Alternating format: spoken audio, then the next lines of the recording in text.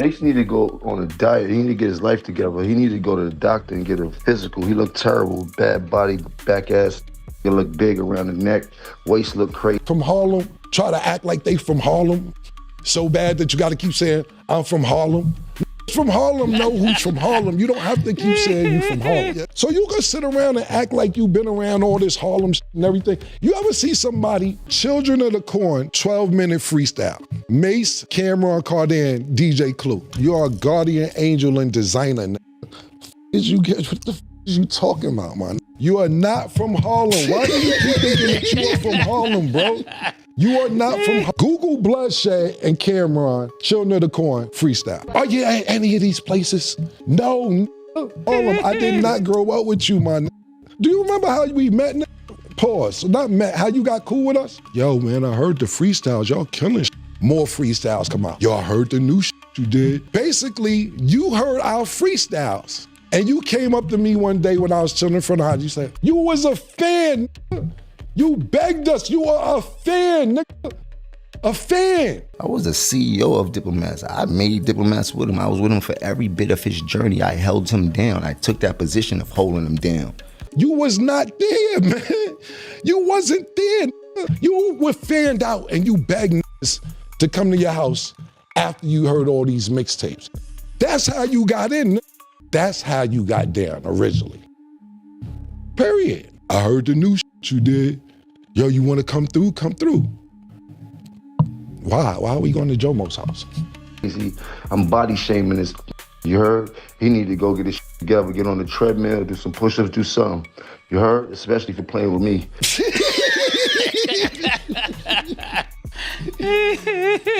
Yeah, listen, man. Listen. We taught you how to rap. How you ran the whole organization. How you made Diplomat. You ain't make none of this stuff. You was a fan. He taught you how to rap. Mase taught me how to rap. You say it. They know what I've done. And dance around it all they want and shit like that, joking, but they know if I get upset, it's gonna be a real problem. Mase actually taught you how to rap, literally. So yeah, I would bring some bitches over there to fuck sometime. A little crack maybe. I don't pump all that shit because I ain't trying to make the great Shakira. You know why? Because the revolution was televised. That's why I'm here. That's why God worked like that. That's why me and Murder is here. The revolution was televised. Because you talking, you tried to chase French Montana out the game. That ain't work out. Y'all got cool. So cool that you go to his video shoot. Pardon me, not his video shoot, his movie. You're sitting in the crowd watching the premiere and they dissing you in the movie. You in the movie getting dissing. You gotta eat it, just sitting in the crowd. Nah, they dissing you in the movie that you went to go see, bro. What I'll finish with is this, man. I'm never here to downplay your character. As much as you try to degrade my character for years and push me under the bus and say, I ain't start this and I ain't do that, and you started Pink and you made the Diplomats, which is just, every nigga that put hands on you or you get to altercation, you cool with them. Get out of here. But the niggas who do this, you cool with, and then the niggas who try to handle it sophisticatedly, you keep going on and on like niggas give a f about all that shit, bro. Niggas don't care about none of that shit, man. Niggas don't care a little bit, man. Every nigga that do something to put pressure on you, you sit there and work it out. But when niggas got a little genuine heart for you and all that, cool, that's the pattern. If they don't put hands on you, then you can keep going on and on and on. Do you ever hear me talk about when you ran on me when BMF pulled up? When you ran in the hotel, they chased you to the beach. They chased you to the beach, you was in the sand. You was getting wet from the water, from the ocean. I don't pump that. I don't even know if Jewels was. I doubt Freaky was, right? But the set, it comes from the gang, right? All the gang all ran under Jim. Right. All of the muscle was Jim. This shit ain't no game. They can't play with me too much. I give them the floor to do that because that serves me no purpose. I got too much to worry about, too much to do. You know, the internet gets kind of crazy with the lies. The lies be going crazy on the internet. I mean, well, the lies start from a narrative, and the narrative starts from a person, and you just got to look at it like that. But I've never been one in my life to care about clearing up no rumors. Like that just takes time out my day from making money. I know who I am. I'm very comfortable in my skin. I stand 10 toes down on everything I believe in. I don't change my pivot, and everybody knows that. I mean, as you can see, I would not be here if I did anything else but be me. Stop tricking out their freedom, bro. This is gonna be the last time I address this. Whatever you got to say after this, good luck. I wish you luck. I got other to do. This is not on my motherfucking plate. Believe what you want to believe, because I got other things to do. You feel me, Murder? I ain't want to snap one of them nose, but yeah, I'm good. Here goes some popcorn, Stat. What was your reaction when Cam'ron brought up all these old stories and everything about you? I laugh, man. I got this thing, man. People laugh at the lies, but the truth always hurt. You know, lies are more entertaining. You heard? You get to laugh, you get the joke, but the truth is a serious thing, no matter how you look at it.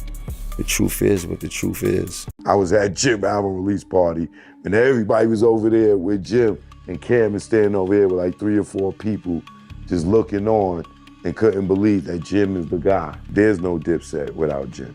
Jim is the gangbanger of the crew. Cam is not a blood.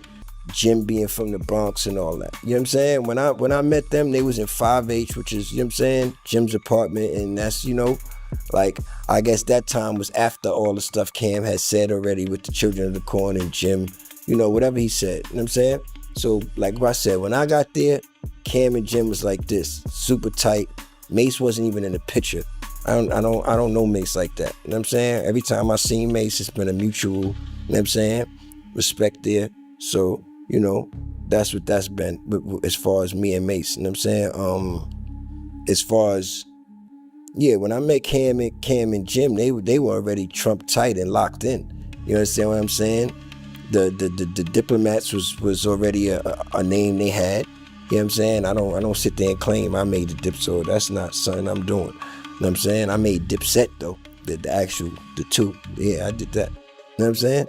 Mase taught me how to rap, and Cam always made sure I was on every single album he had. He was like, boy, once you figure out how to rap, the same way you act in these streets, it's gonna work for you. Just keep going. And that's all so I always gotta give credit to where credit is due and shit like that. It would be no Jim Jones. Cam and Jim history go back before me. You understand what I'm saying? When I met Cam and Jim, they were super close. So I honestly don't really know. That wasn't Cam. You know what I'm saying? Cam was like the Jay-Z. Cam was the artist. Jim and Cam were partners, so to speak, but Jim took the role of being the underboss, the muscle, to make sure that Cam could function and move around and not have a bad reputation or be getting robbed and all this other stuff. So Jim put he stood front line for anything in regards to Cam, and then he put Dipset in front of Cam.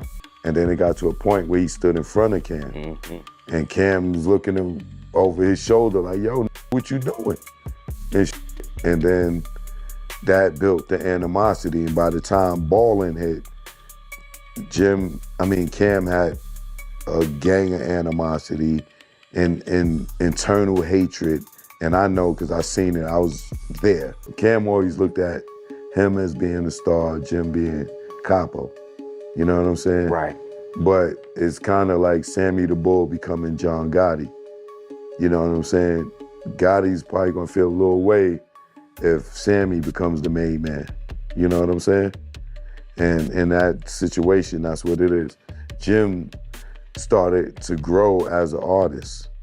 And as he started to grow as an artist, he started moving from standing behind Cam to he started standing next to Cam.